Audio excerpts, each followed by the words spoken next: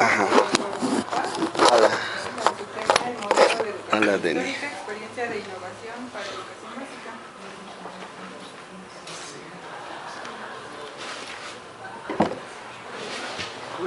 No te preocupes.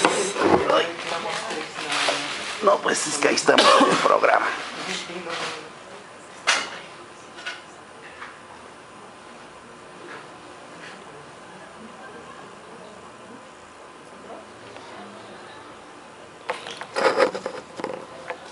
Bueno, nosotros somos profesores de la Escuela Normal Superior de México.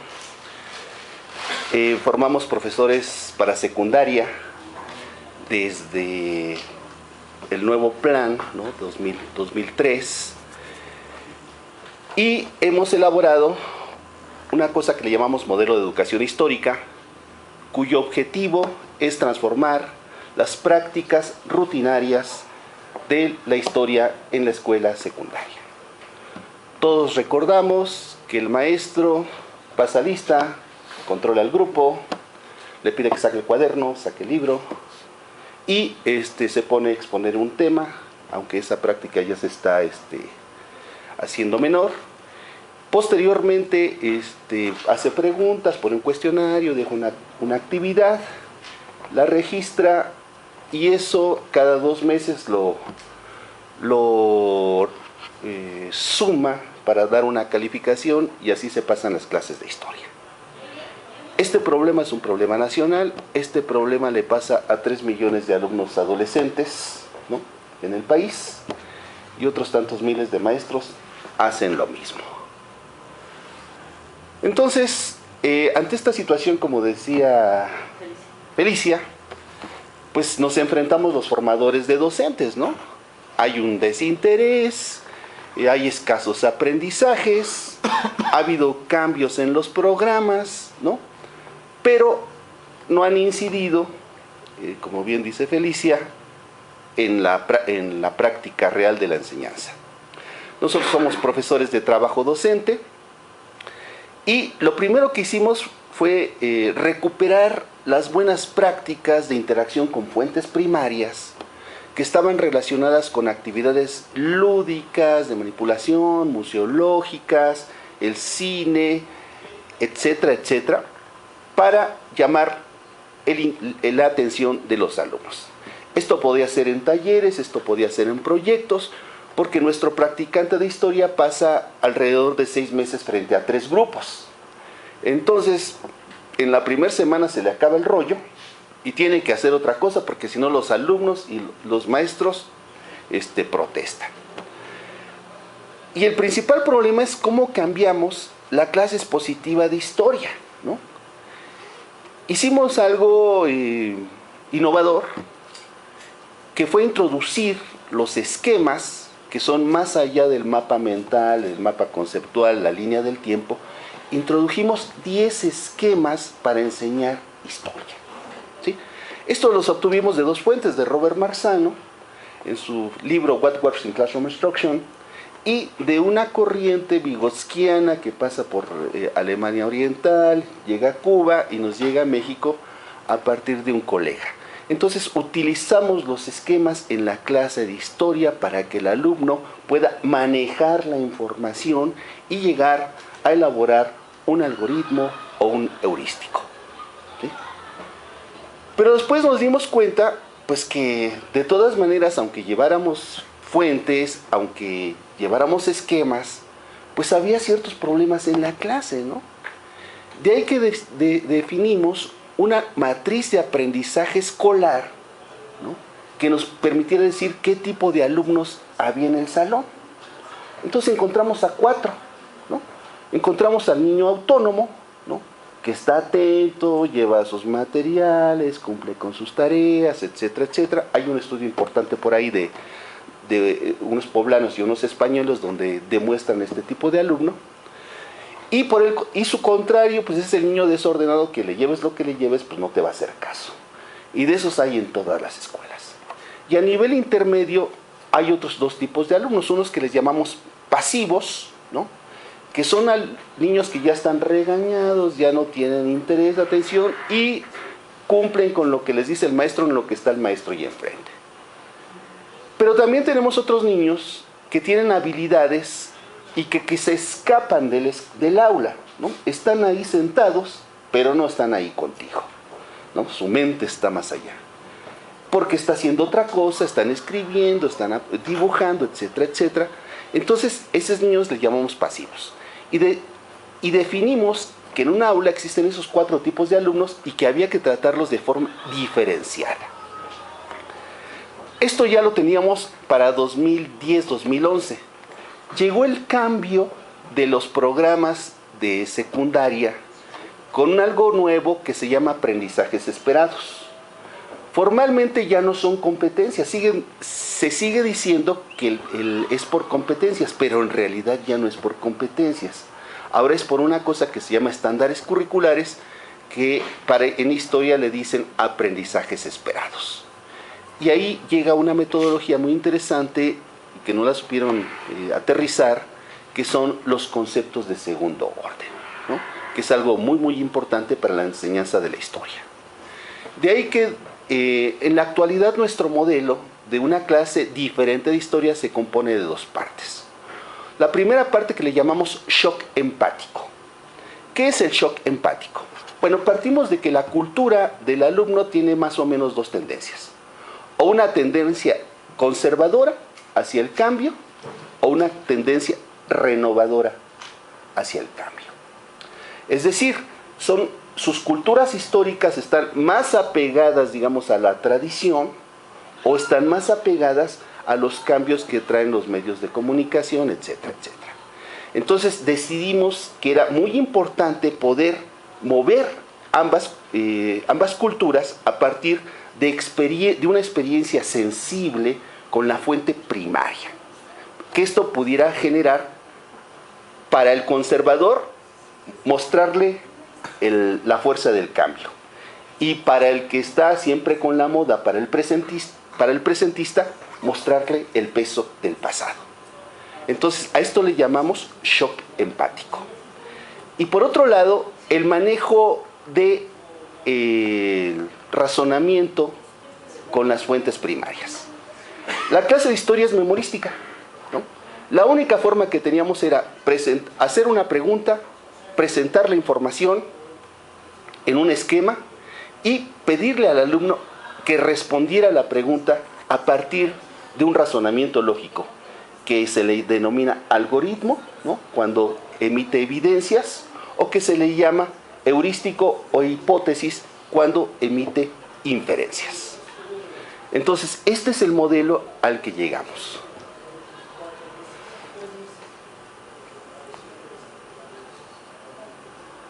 Este modelo se conforma, en primer lugar, de esa problemática que vemos en el aula.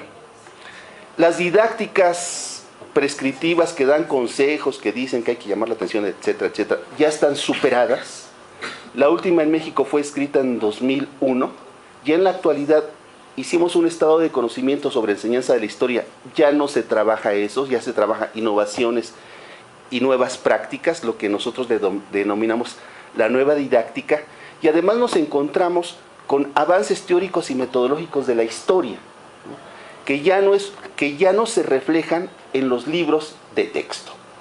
O sea, en los libros de texto tenemos resúmenes de versiones de la historia muy atrasados, cuando nosotros podemos ver, como el colega de San Luis Potosí aquí nos mostró, avances en la historiografía, en nuevas metodologías, la microhistoria, la 4ª generación de análisis, etcétera, etcétera.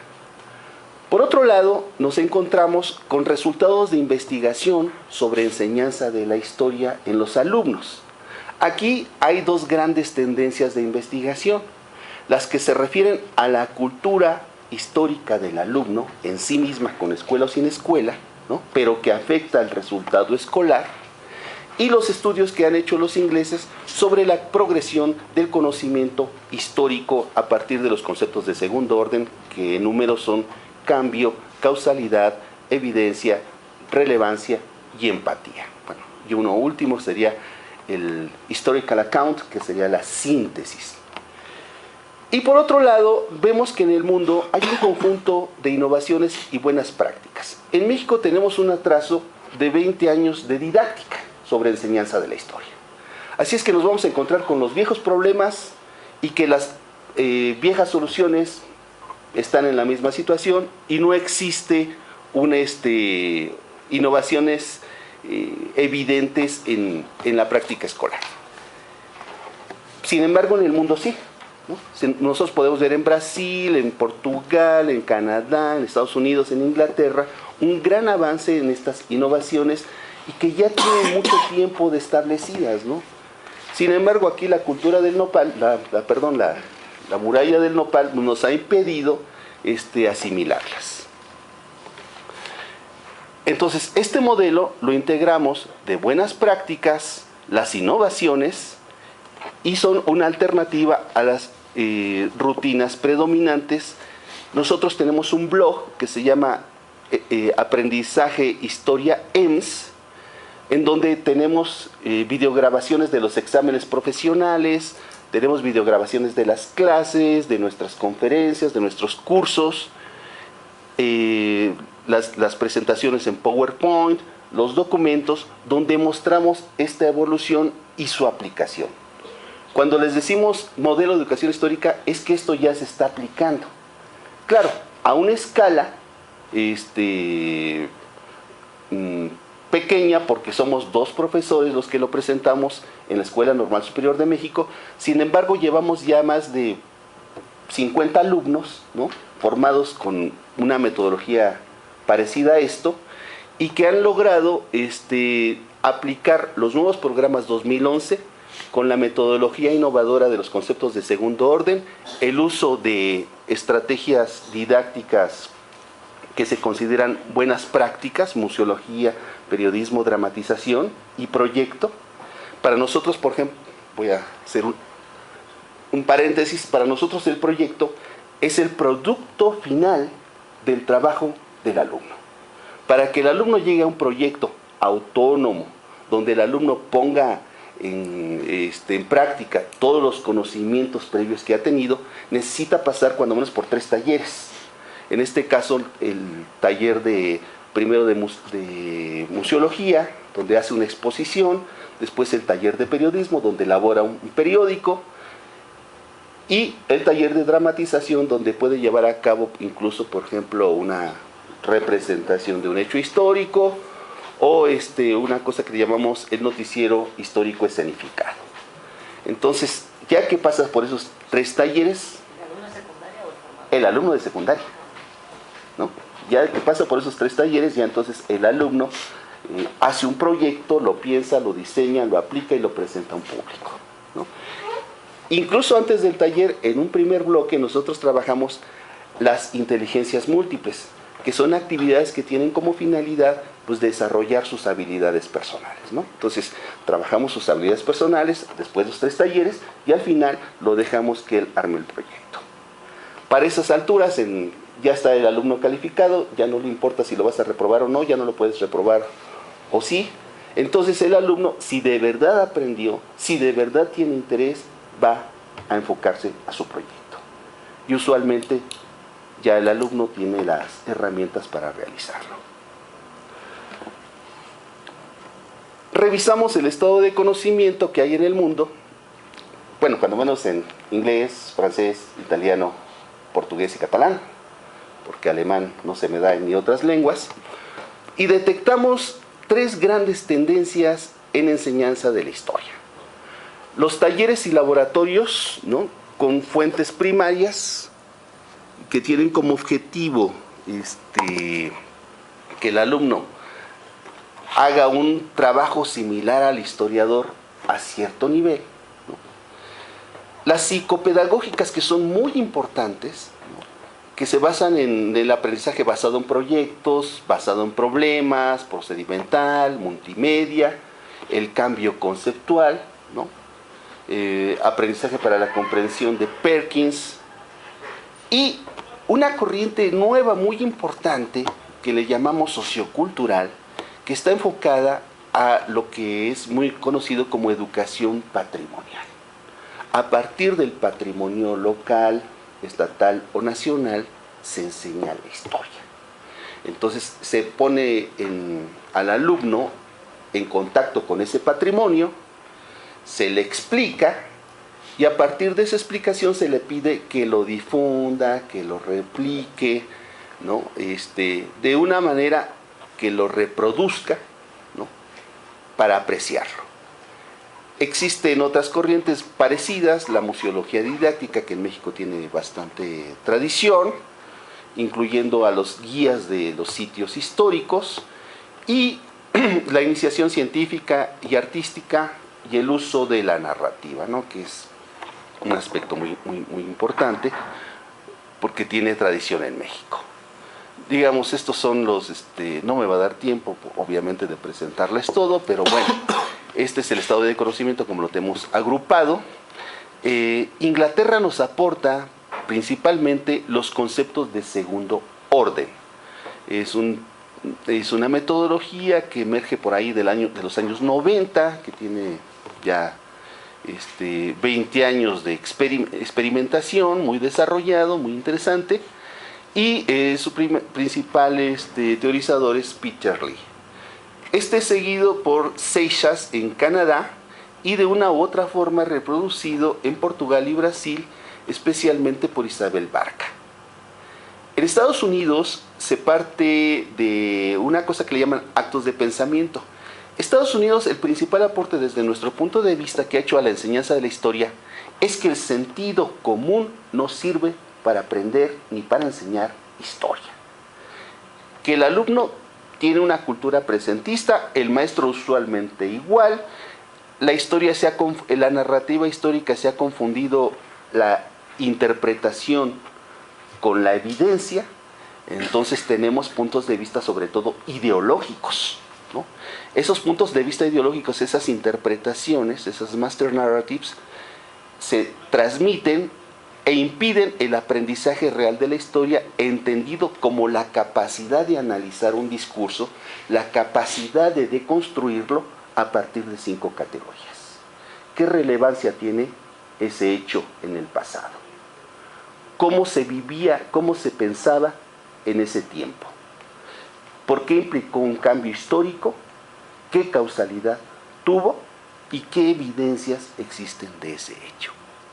Entonces, es a partir de esa deconstrucción de las narrativas que es el aprendizaje de la historia.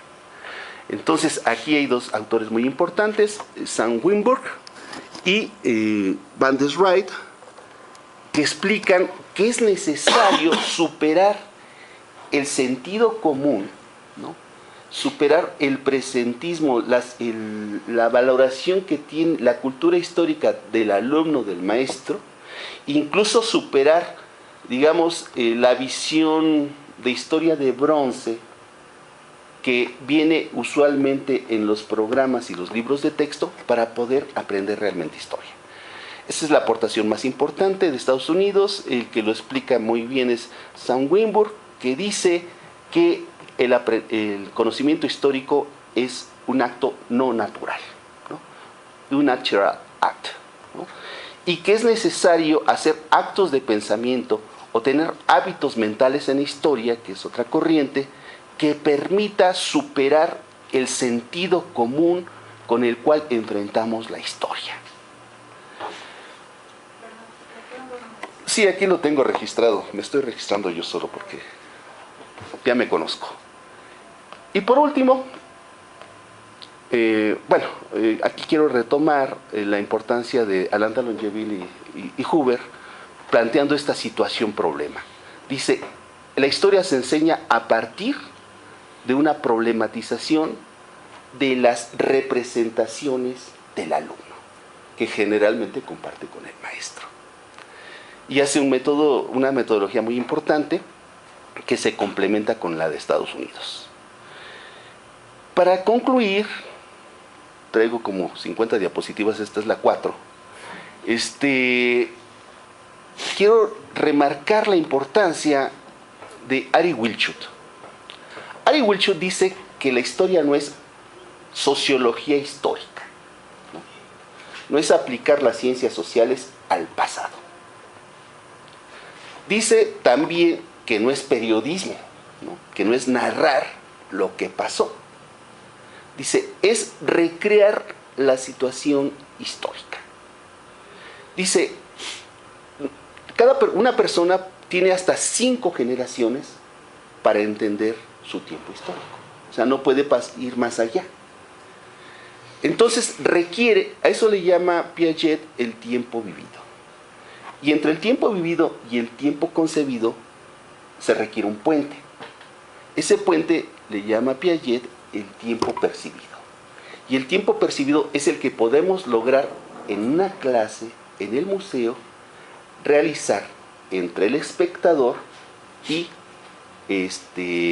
una fuente contextualizadora, una fuente representativa. Entonces, la enseñanza de la historia, y ya con esto concluyo, requiere, ¿no?, fortalecer el tiempo percibido. Y este tiempo percibido es a través de la interacción sensible, por eso decimos que es un shock empático, sensible con la fuente, no analítica, no racional, sino una fuente que involucre sus sentidos, sus sentimientos, sus emociones, sus valores éticos y sus valores estéticos.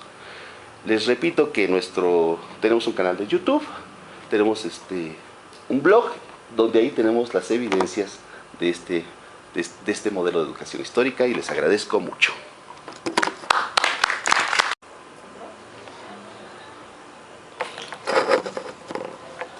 Bueno, nosotros somos profesores de la Escuela Normal Superior de México.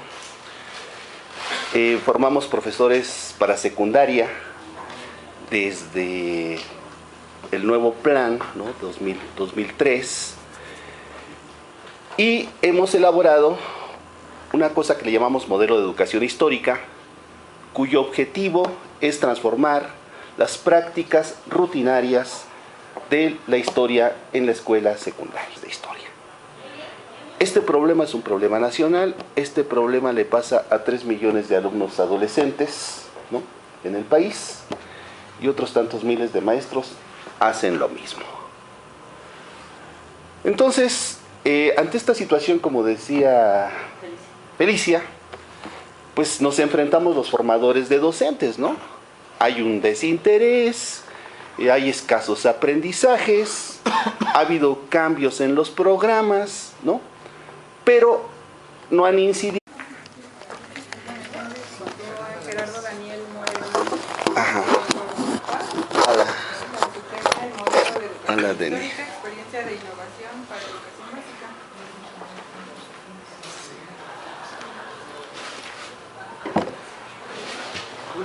No te preocupes. Ay. No, pues es que ahí estamos en el programa.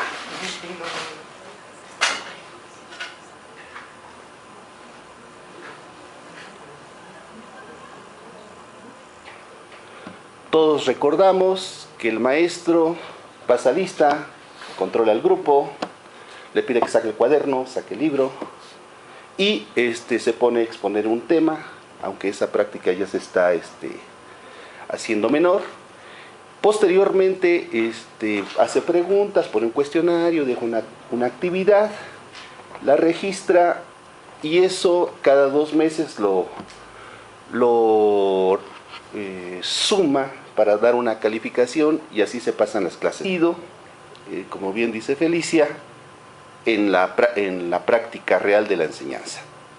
Nosotros somos profesores de trabajo docente, y lo primero que hicimos fue recuperar las buenas prácticas de interacción con fuentes primarias que estaban relacionadas con actividades lúdicas, de manipulación, museológicas, el cine, etcétera, etcétera, para llamar la atención de los alumnos.